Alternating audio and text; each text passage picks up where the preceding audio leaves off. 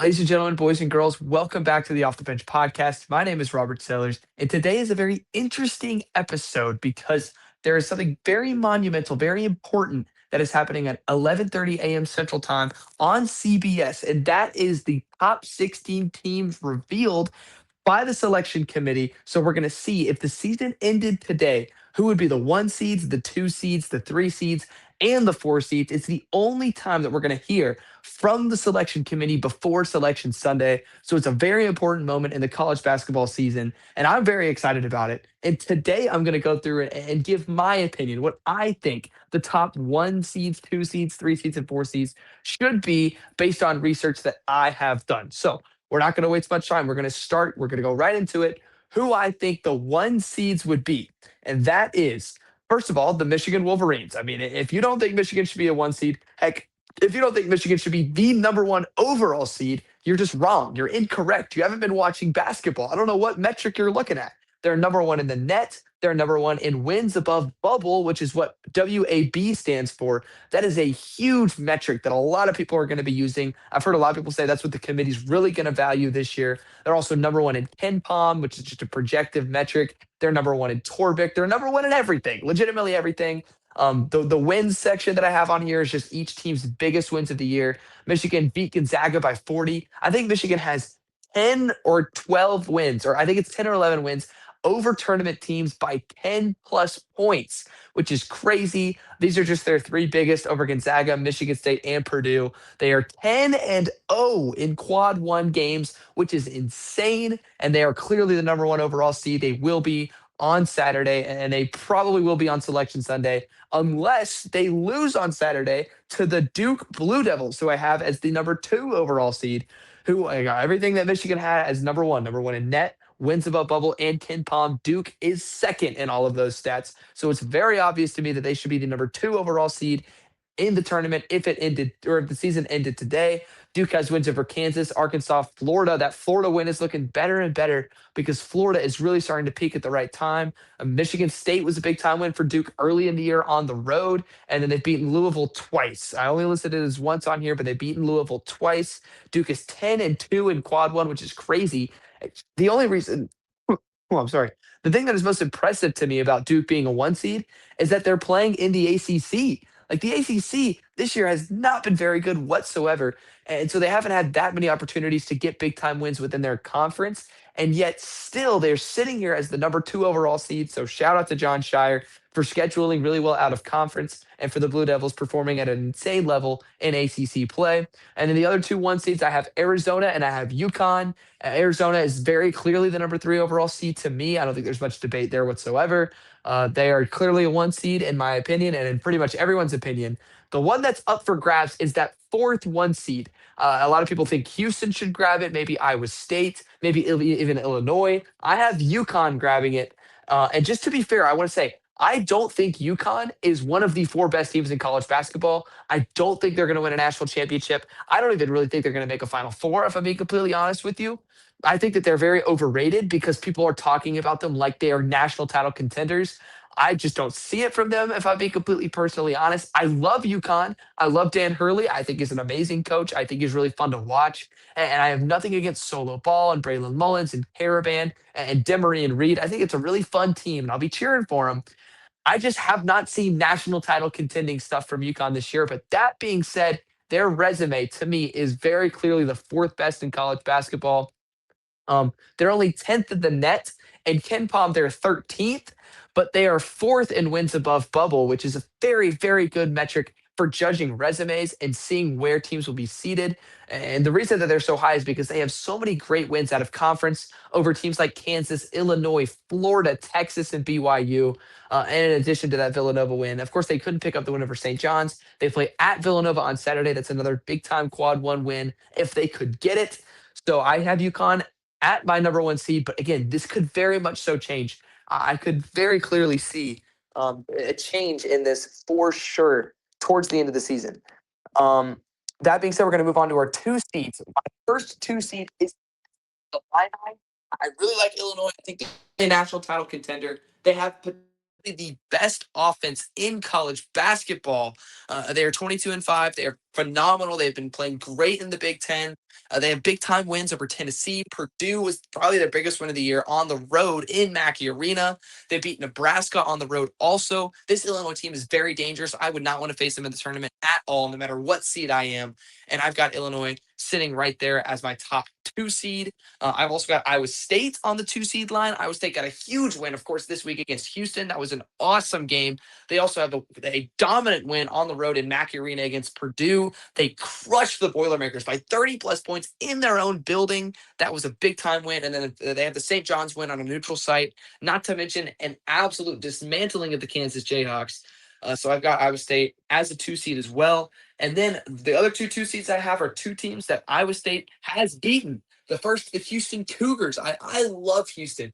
Houston is actually my national title pick. I think they're the most consistent team in college basketball. Their defense is phenomenal. And Kingston Flemings and Chris Sinak just keep getting better and better and better. So I have Houston on my 2 seed line.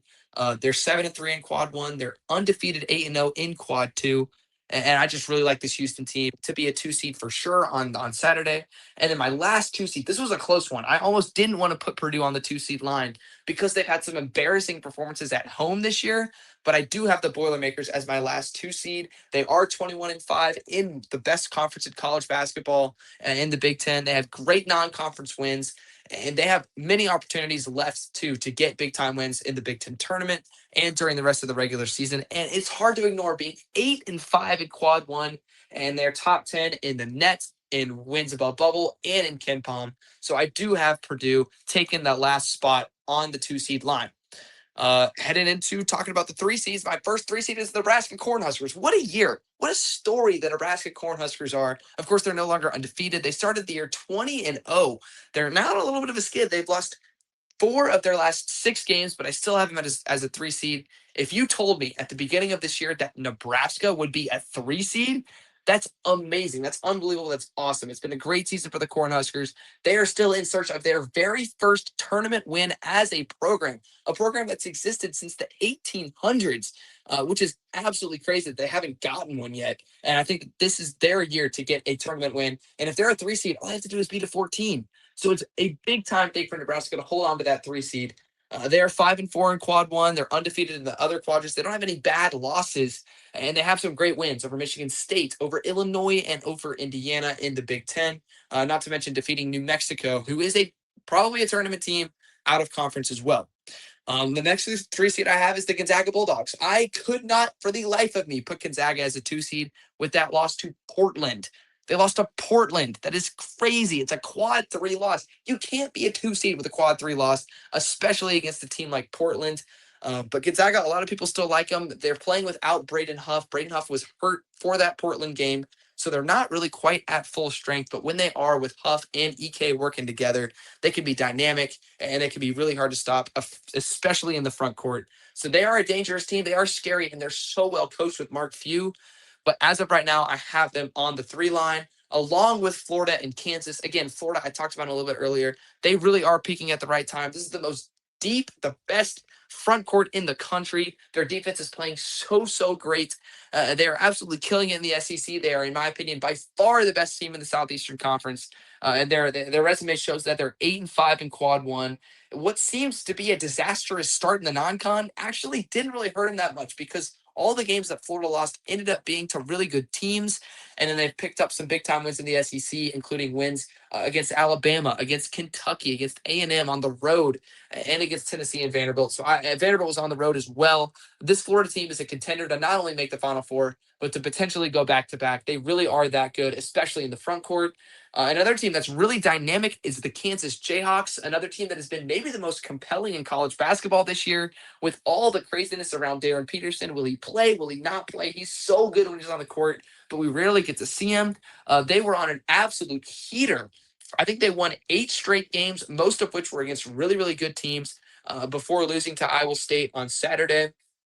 This is still a phenomenal Kansas team. They play Cincinnati right after the top 16 is revealed by the selection committee. And they have some big time wins this year over Iowa State, Texas Tech, Arizona. I mean, legitimately, Kansas has some of the best wins in the country. So that's why I couldn't put them anywhere lower than a 3 seed. which leads us to our final chunk of this segment, the four seeds. I got Michigan State, Texas Tech, Vandy, and Alabama. Michigan State, again, they're another team that's on the decline a little bit. They had a fantastic non-conference slate with wins over Arkansas and Kentucky and North Carolina. But in the Big Ten play, they have the win over Illinois. But other than that, they don't really have a lot of statement wins. They got beat on their home floor against Michigan, and then they got absolutely embarrassed on the road against Wisconsin. So Michigan State, I have them as a four seed, but if they want to make a run, they're going to have to start heating up come tournament play. And then the last one of my last four seats is Texas Tech. Of course, the main story about Texas Tech is JT Toppin's injury, which is heartbreaking. If you're not aware, JT Toppin's the best player on Texas Tech, one of the best players in the country, who was averaging 21 and 10. And if you round up, it was 22 and 11. He was balling, and unfortunately, he tore his ACL. He's out for the season. But I'm not going to let that distract me from the amazing wins that Texas Tech has. They've beaten Duke, Houston, and Arizona. I don't think that there is a better trio of wins in college basketball than what Texas Tech has. They beat Duke on a neutral site, they beat Houston on the road, and they beat Arizona, or they beat Houston at home, and they beat Arizona on the road. So they've won big time games against some of the best opponents in college basketball on a neutral floor, at home, and on the road. So I think that has to be rewarded. They've been a great team this year. Even though they're not going to be as good without JT Toppin, they still have a great resume, and I think that they deserve a four seed if the season ended today. And the last two four seeds I have out of the Southeastern Conference, I got Vanderbilt and Alabama. Vanderbilt, of course, they have been struggling recently. They've lost to Missouri, they've lost to Oklahoma, but they've been without Duke Miles, who is one of their best players. I feel like no one is talking about Vanderbilt not having Duke Miles, but when Vanderbilt has had Duke Miles, they've been electric. It's part of the reason why they're top 12 in KenPom. They're right there in the net, and they're really high in wins above bubble also. Without Duke Miles, they don't have any bad losses. They have big time wins over tournament teams. I think they deserve a four seed. And then the last team that I think has a four seed is Alabama. It's really weird. This team's been really up and down this year. And you can see that they're not very high in the net. They're not very high in KenPom or Torvik or any of their other of the predicted metrics. But they have some of the best wins in the country. They've beaten St. John's, they've beaten Illinois, and they beat Kentucky or Clemson in the non-conference. And then they've also picked up three quality wins in conference play against potential tournament teams as well. So I think Alabama's wins, their high quality wins, are what carries them to a four seed, and they offset some of those bad losses. But that being said, these are my top four seeds that I have in the tournament. My one seeds, two seeds, three seeds, and four seeds. If you disagree or if you agree, feel free to let me know. But I can't wait to see what the committee is going to have as the top 16 teams in the country, because to me that's going to tell me how much they're valuing net, how much they're valuing wins above bubble, how much they're valuing big wins versus big losses. So I'm excited to see. I think it's going to set a precedent for not only what the top seeds are going to be this year, but also on the bubble, what teams need to do to ensure they make the NCAA tournament. Teams that are close to missing, like Santa Clara or VCU, or teams like Texas, Texas A&M, Auburn, Missouri. There are so many teams on the bubble right now, and I think what we're going to see on Saturday is going to set the tone for what we're going to see on Selection Sunday. So with that being said, thank you so much for watching. God bless. I hope you have a great college basketball weekend. There's so many good games on. If you want to see the whole slate for college basketball, I did a whole video about the weekend preview. That was a really fun one to record. So if you want to check that one out, go ahead. If you don't want to, that's fine too. But again, thanks for watching. God bless. Hope you have a great weekend, and just bring God's love to somebody today. So thanks for watching.